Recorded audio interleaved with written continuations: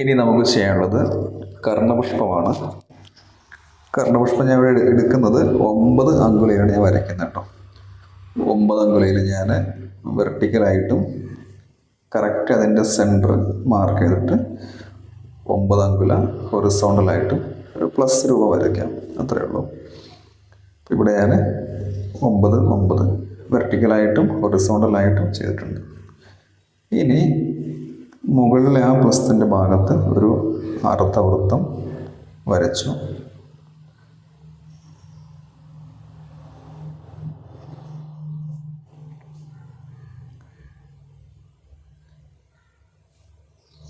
അതിൻ്റെ ഉള്ളിലേക്ക് 2 അങ്കുല മാറിയിട്ട് മറ്റൊരു അർദ്ധവൃത്തം കൂടി വരച്ചു. നമ്മുടെ ആ പൂവിൻ്റെ ഇതളുകൾ ആ വീതി കാണിക്കേണ്ട ഭാഗം, അതിനാണ് ഞാൻ ആ ഒരു വൃത്തം വരച്ചത് കേട്ടോ. നമുക്ക് പൂവിന് 7 ഇതളുകളാണ് വരിക.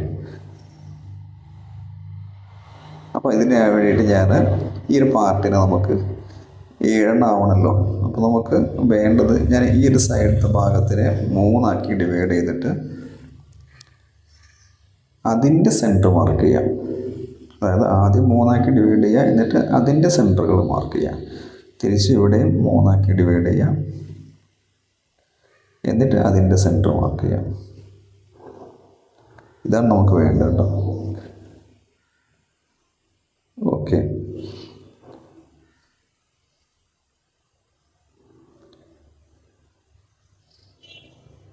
ഇനി പൂവിൻ്റെ താഴേക്കുള്ള ഭാഗം ഒരു 2 അങ്കുല വീതി കാണിച്ചാൽ മതി.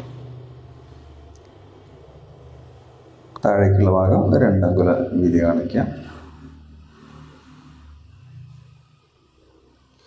ഇനി നമുക്ക് പൂവിൻ്റെ ഓരോ ഇതളുകളും വരച്ചെടുക്കുക. അപ്പോൾ നമ്മൾ ആ രണ്ടാമത് വരച്ച വൃത്തത്തിലാണ്, അവിടെയാണ് പൂവിൻ്റെ വീതി ഞാൻ കൂടുതൽ കാണിച്ചിരിക്കുന്നത്. ഓക്കെ, എന്നിട്ട് താഴേക്ക് ഇങ്ങനെ ചുരുക്കി കൊണ്ടുപോവുക. താഴേക്ക് നമുക്ക് 7 ഇതളാണെങ്കിൽ അതെന്ത് ചെയ്യാം, 2 അങ്കുലയെ നിങ്ങൾക്ക് ഒരു 7 ആക്കി കണ്ടാൽ മതി. എല്ലാ ഇതളുകളും ഏകദേശം ഒരേ വീതി പോലെ താഴെ നിങ്ങൾ ഡിവൈഡ് ചെയ്യാം. ഇനി ഓരോ ഇതളുകളും ആ ചെറിയ രണ്ടാമത് വരച്ച വൃത്തത്തിൽ കൂടുതൽ വീതി കാണിച്ചിട്ട് ചെയ്തെടുക്കുക. അവസാനത്തെ ഇതളിനെ നമ്മൾ പകുതിയുടെ അളവുള്ളൂ, ബാക്കിയുടെ പകുതിയും കൂടി താഴേക്ക് ഇറക്കിയിട്ട് ചെയ്യാം.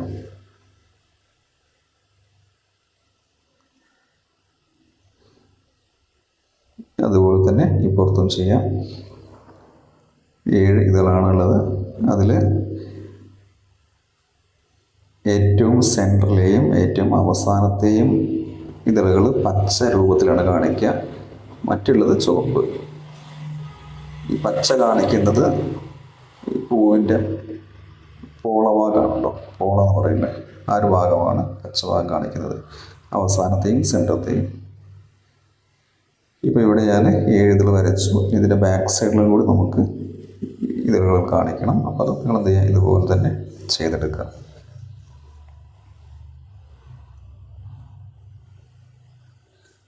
എല്ലാ ഭാഗവും ആയിട്ടുണ്ട്. ഇത് നമുക്ക് താഴെ നമ്മൾ കൊണ്ടുവച്ച ഓരോ ലൈനെയും ഒന്ന് കൂട്ടിമുട്ടിക്കാനുണ്ട്. അപ്പോൾ അതിൽ ചെയ്യേണ്ടത് ഉള്ളിലെ ലൈൻസിൽ സെൻറ്ററിലെ ഇതളിൻ്റെ ഈ ലൈനെ അവസാനത്തെ ഇതളിൻ്റെ ലൈനുമായിട്ട് കൂട്ടിമുട്ടിക്കുക.